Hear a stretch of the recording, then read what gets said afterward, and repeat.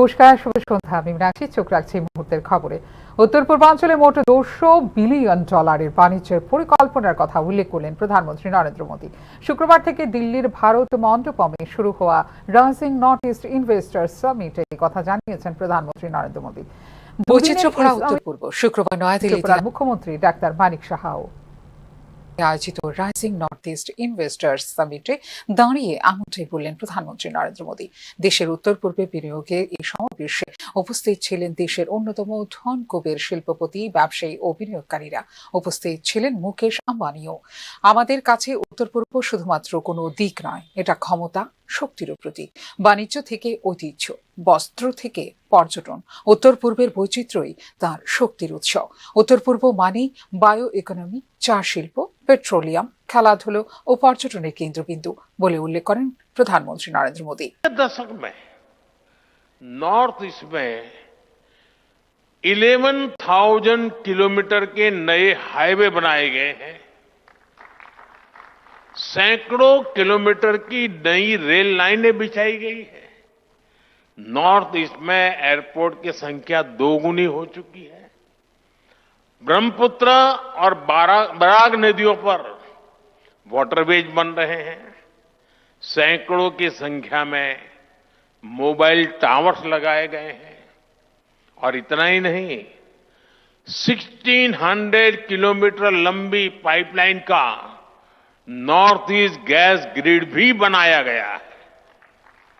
ये इंडस्ट्री को जरूरी गैस सप्लाई का भरोसा देता है। यानी हाईवेज, रेलवेज, वाटरवेज, आईवेज, हर प्रकार से नॉर्थ ईस्ट की कनेक्टिविटी सशक्त हो रही है। नॉर्थ ईस्ट में जमीन तैयार हो चुकी है। উত্তর পূর্বাঞ্চলের জন্য $200 বিলিয়ন বাণিজ্যের দিকটি উল্লেখ করে উত্তর পূর্বাঞ্চলের বাণিজ্য সম্ভাবনার তাৎপর্যপূর্ণ প্রবৃদ্ধির কথা তুলে ধরেন প্রধানমন্ত্রী নরেন্দ্র মোদী। উত্তর পূর্ব অঞ্চলের বাণিজ্য সম্ভাবনা তাৎপর্যপূর্ণভাবে বৃদ্ধি পাবে। আমি দৃঢ়ভাবে বিশ্বাস করি যে উত্তর পূর্ব অঞ্চলের ভবিষ্যৎ উজ্জ্বল বলে এই দিন উল্লেখ করেন প্রধানমন্ত্রী নরেন্দ্র মোদী। भारत और आसियान के बीच का ट्रेड वॉल्यूम लगभग $125 बिलियन है। आने वाले वर्षों में ये $200 बिलियन को पार कर जाएगा। नॉर्थ ईस्ट इस ट्रेड का एक मजबूत ब्रिज बनेगा। आसियान के लिए ट्रेड का गेटवे बनेगा। और इसके लिए भी हम जरूरी इंफ्रास्ट्रक्चर पर तेजी से काम कर रहे हैं। Bharat, Myanmar, Thailand trilateral highway से म्यांमार होते हुए थाईलैंड तक सीधा संपर्क होगा। इससे भारत की कनेक्टिविटी थाईलैंड, वियतनाम, लाओस जैसे देशों से और आसान हो जाएगी। हमारी सरकार Kaladan multi modal transit project को तेजी से पूरा करने में जुटी है। ये प्रोजेक्ट कोलकाता पोर्ट को म्यांमार के सितवे पोर्ट से जोड़ेगा और मिजोरम होते हुए बाकी नॉर्थ ईस्ट को कनेक्ट करेगा। इससे पश्चिम बंगाल और मिजोरम की दूरी बहुत कम हो जाएगी। ये इंडस्ट्री के लिए, ट्रेड के लिए भी बहुत बड़ा वरदान साबित होगा। উত্তর পূর্বাঞ্চলে বিনিয়োগ বৃদ্ধির উদ্দেশ্যে ইতিপূর্বে আয়োজিত গোল টেবিল বৈঠক এবং দ্বিপাক্ষিক বৈঠকের ধারাবাহিকতা অনুসরণ করে কেন্দ্রীয় সরকার দ্বারা আয়োজিত হচ্ছে rising north east investors summit 2025 শীর্ষক সম্মেলন। আঞ্চলিক উন্নয়নকে উৎসাহিত করা এবং উত্তর পূর্বাঞ্চলে বৈশ্বিক অংশীদারিত্ব আকর্ষণ করাই হলো এই অনুষ্ঠানের লক্ষ্য, যা বিশ্বজুড়ে বিনিয়োগকারীদের কাছে তুলে ধরবে এই অঞ্চলের সম্ভাবনা। শুক্রবার থেকে দিল্লির ভারত মণ্ডপমে শুরু হওয়া দুদিনের রাইজিং নর্থ ইস্ট ইনভেস্টার্স সামিটে উপস্থিত রয়েছেন ত্রিপুরার মুখ্যমন্ত্রী ডাক্তার মানিক সাহাও। ফিউরো রিপোর্ট, নিউজ নাও। কালারঢেবা নলসিং সর্দার পাড়ার 9 বছরের জনজাতি শিশুকন্যা উজ্জ্বল শিখা ত্রিপুরার মৃত্যুর মামলায় এলো নয়া মোড়। এই হত্যাকাণ্ডে যুক্ত সন্দেহে মৃতার বড় ভাইকে গ্রেপ্তার করল পুলিশ।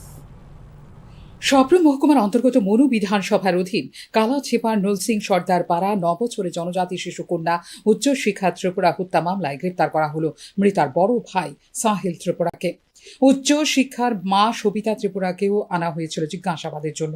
জিজ্ঞাসাবাদ শেষে শুক্রবার ছেড়ে দেওয়া হয় মৃতার মা সবিতা ত্রিপুরাকে। বৃহস্পতিবার রাতে মনুবাজার থানার পুলিশ তাদের বাড়ি থেকে থানায় নিয়ে আসে। শুক্রবার সকালে জিজ্ঞাসাবাদ শেষে ছেড়ে দেওয়া হয় সবিতা ত্রিপুরাকে। সাহিল ত্রিপুরাকে জিজ্ঞাসাবাদ শেষে স্বীকারোক্তি মূলে গ্রেফতার করা হয় এবং একটি খুনের মামলা গ্রহণ করে দুপুর 2টোয় প্রেরণ করা হয় সাবরুম আদালতে।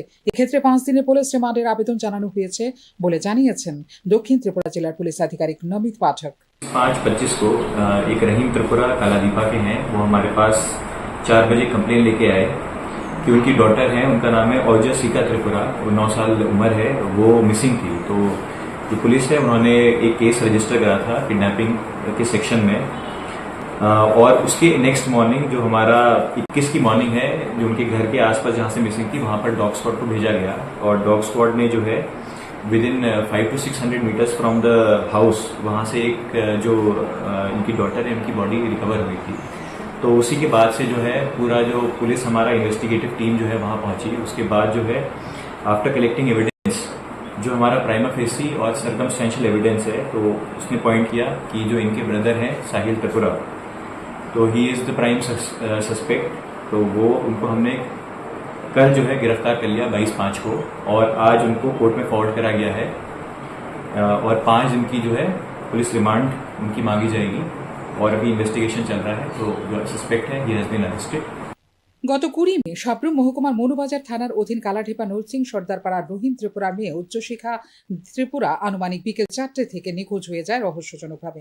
অনেক খোঁজাখুঁজি পরও পাওয়া যায়নি তার কোনো হদিশ। পরদিন সকালে বাড়ির পাশে রাবার বাগানে পাওয়া যায় মৃতদেহ। নিষ্পাপ এই শিশুকন্যার মৃত্যু রহস্য নিয়ে চাপা উত্তেজনা বিরাজ করছে গোটা এলাকায়। ফিউরো রিপোর্ট, নিউজ নাও। পাম্প অপারেটরের চাকরি কেলেঙ্কারির অভিযোগে পাম্পের দরজায় অনির্দিষ্টকালের জন্য তালা ঝুলিয়ে দিল গ্রামবাসী। ওই ঘটনায় কমলাসাগর বিধানসভা 26 কার্ড এলাকায় ছড়িয়েছে তীব্র চাঞ্চল্য। গত কয়েক মাস পূর্বে 26 কার্ড খামারের ভেতর একটি জলের পাম্প বসানো হয়। যথারীতি এলাকার বিধায়ক, স্থানীয় পঞ্চায়েত প্রধান সহ নেতৃত্বরা জানিয়েছিলেন 4 নম্বর ওয়ার্ড থেকে একজন বেকার যুবককে চাকরি দেওয়া হবে সেখানে। কিন্তু এই ক্ষেত্রে অর্থের বিনিময়ে বাঁকা পথে অন্য ওয়ার্ডের প্রাক্তন পঞ্চায়েত প্রধানের ছেলেকে দেওয়া হয় চাকরি বলে অভিযোগ করেন স্থানীয় গ্রামবাসীরা।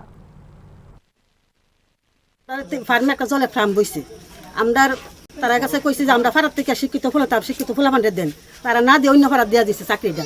তো আমরা চাইতেছি আমরা ফারাত মধ্যে এটা থাক, অন্য ফারাত দিলে আমরা মানতাম না। আমরা যতদিন আমরা ফারাত না দেয় এটা তালা থাকবো। আমরা এটা পাম্পের ব্যাপারে যে আমরা এটা 26 কার্ডের মধ্যে আমরা জলের পাম্পর বইছে। তো এটা হইল 26 কার্ড যেমন যে কোনো একটা ফুলাফানে পা, হ্যাঁ, এটা হইলো আমরা সমস্যা কি এটা অন্য ওয়ার্ড থেকে আমরা পাইব করে, হ্যাঁ, এটা হলো আমরা দাবি আমরা, হ্যাঁ। আর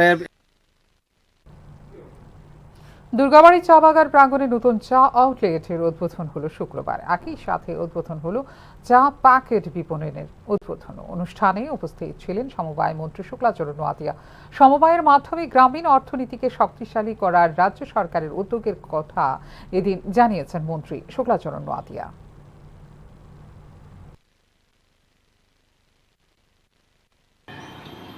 আজকে সারা ভারতবর্ষের মধ্যে ভারত সরকারের এই দপ্তরের আজকে যিনি দায়িত্বতে রয়েছেন মাননীয় মন্ত্রী অমিত শাহজির নেতৃত্বে এই সমবায়ের মাধ্যমে গ্রামীণ অর্থনীতি সেটাকে শক্তিশালী করা এবং আমাদের রাজ্য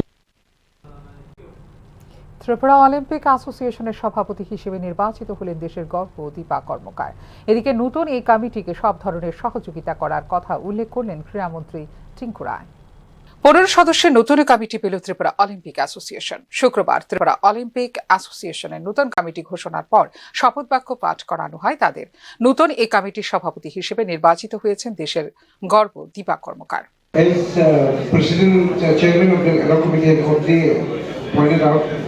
Here the President have Srimati Deepa Karmakar, Olympic, unanimously elected unopposed.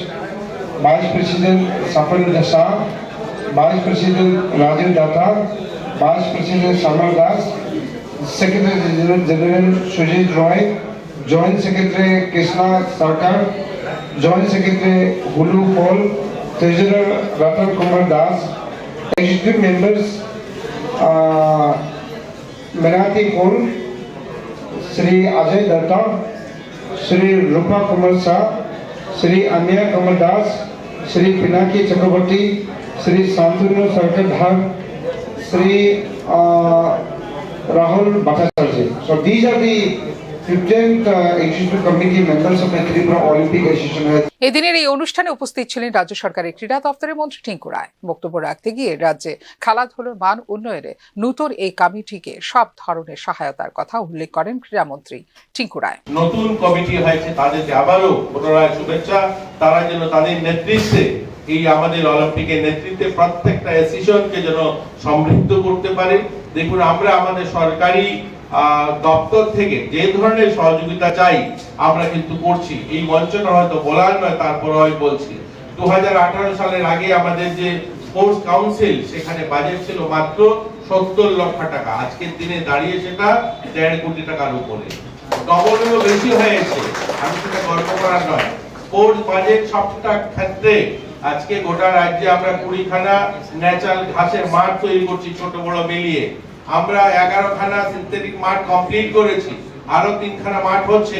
Tribal welfare মাঠ তৈরি করছে, ইনডোর হল, বিভিন্ন জায়গায় নতুন নতুন ইনডোর হল তৈরি করছি। বিশাল বড় একটা স্পোর্টস প্রজেক্ট আসছে আমাদের এখানেই, এই পার্শ্ববর্তী এই পাঁচটাতেই আমাদের একটা স্পোর্টস কমপ্লেক্স নতুন গড়ে উঠবে। দর্শকদেব যে আমাদের স্পোর্টস কমপ্লেক্স, এইরকমই একটা নতুন স্পোর্টস কমপ্লেক্স এখানেও আমরা করছি। এই ধরনের অনেকগুলো পরিকাঠামো, শত শত কোটি টাকা আমরা এই স্পোর্টসে খরচা করছি। আমরা চাইছি যে আমাদের রাজ্যের ছেলেমেয়েরা যেন খেলাধুলায় কোনো অংশে আর্থিক কারণে হোক বা পরিকাঠামোর কারণে যেন তারা পিছিয়ে না থাকে।